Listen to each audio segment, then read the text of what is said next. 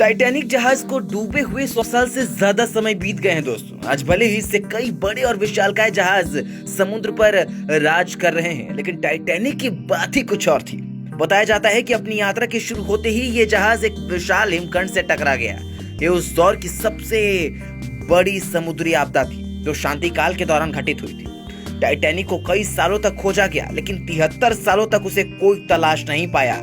लेकिन फिर अमेरिकी नौसेना के एक नेवी ऑफिसर रॉबर्ट बल्लार्ड ने इसे खोज निकाला। बल्लार्ड ने अमेरिकी नौसेना के कई सीक्रेट मिशन को अंजाम तक पहुंचाया था। उनकी दिलचस्पी इसे खोए हुए जहाज को तलाशने में थी, लेकिन दिक्कत ये थी कि टाइटैनिक जहां डूबा था उसकी गहराई बहुत ही ज्यादा थी। किसी भी गोताखोर के लिए वहां जाकर उसकी तलाश करना मुश्किल था। इसलिए उन्होंने इसके लिए मशीनों का इस्तेमाल किया, ऐसी मशीन जो समुद्र तल में जाकर उसकी तस्वीरें ले सके। करीब 12 दिनों बाद उनकी मेहनत रंग लाई और उन्होंने टाइटैनिक को खोज ही निकाला। जब उनकी टीम ने उस जहाज को देखा तो इतने एक्साइटेड हो गए कि खुशी के मारे डांस करने लगे। पर जैसे ही उन्हें यह एहसास हुआ कि वो हजारों लोगों की कब्र पर कूद रहे हैं, तो उन्होंने खुद को संभाला। लेकिन सवाल ये उठता है कि टाइटैनिक की खोज के बाद भी इसे अब तक पानी से बाहर क्यों नहीं निकाला गया? क्या टाइटैनिक को जानबूझकर नहीं निकाला जा रहा, और क्यों आज भी वो समुद्र की गहराइयों में दफन है?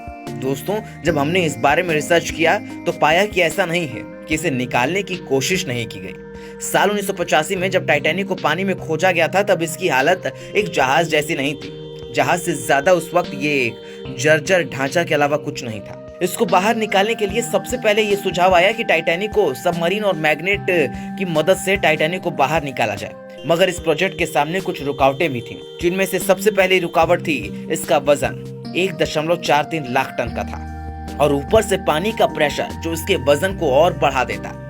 टाइटैनिक 3750 मीटर की गहराई में मौजूद है। इतना नीचे पानी का प्रेशर काफी होता है। तब इतने पावरफुल सबमरीन और मैग्नेट नहीं हुआ करते थे। 21वीं सदी की शुरुआत तक साइंटिस्ट के पास इसे बाहर निकालने का कोई ठोस प्लान नहीं था। फिर सुझाव आया कि इसे पिंग पोंग बॉल्स की मदद से बाहर निकाला जाए। जी हाँ, पिंग पोंग बॉल्स। कहा गया कि अगर टाइटैनिक को पिंग पोंग बॉल से भर दिया जाए तो शिप को पुश करने में आसानी होगी। लेकिन इस सुझाव वाले ने ये नहीं सोचा कि शिप पर पहुंचने से पहले ही ये बॉल्स पानी के प्रेशर से फट जाएगी। और फिर बैलून्स की मदद से भी इसे बाहर निकालने का आइडिया सामने आया। प्लान में था कि हीलियम से भरे बैलून्स को टाइटैनिक से बांध दिया जाए और फिर वो शिप को अपने आप ऊपर ले आएंगे। फिर सवाल उठा कि उन बैलून्स को अंडर वाटर पंप कैसे किया जाएगा। फिर एक आइडिया आया कि बर्फ की डेंसिटी पानी की डेंसिटी से कम होती है। ऐसे में आर्थर हिकी ने टाइटैनिक को आइसबर्ग में कन्वर्ट करने का सुझाव दिया, जिस तरह से जहाज हल्का हो जाएगा और ऊपर फिर से ऊपर लाने में आसानी होगी। फिर लिक्विड नाइट्रोजन को इस्तेमाल करने का आइडिया सामने आया। आइडिया तो अच्छा था, लेकिन ब्रिटेन की industrial gas company BOC group के मुताबिक इसके लिए करीब ½ मिलियन टन नाइट्रोजन की जरूरत पड़ती। सवाल ये भी था कि इतनी गहराई तक ये गैस जाती कैसे। ऐसे बहुत से तर्क और वितर्क वाले विकल्प सामने आते गए, लेकिन फिर सभी प्रोजेक्ट्स को होल्ड पर रखा गया जब तक कि इसके लिए सही अमाउंट का बजट तैयार न हो जाए। ऐसे ही कभी टेक्निकल फॉल्ट और बजट की कमी के कारण कोई भी प्लान सक्सेसफुल न हो सके। पर यह भी सोचने वाली बात है कि टाइटैनिक को आखिर क्यों बाहर निकाला जाए। जो भी कीमती सामान इस शिप पर था वो निकाल लिया गया है। अगर टाइटैनिक को निकालकर इसका म्यूजियम भी बना दिया जाए तो इसके रिटर्न ऑन इन्वेस्टमेंट में करीब 100 साल लग जाएंगे, जिससे किसी को कोई फायदा नहीं होगा।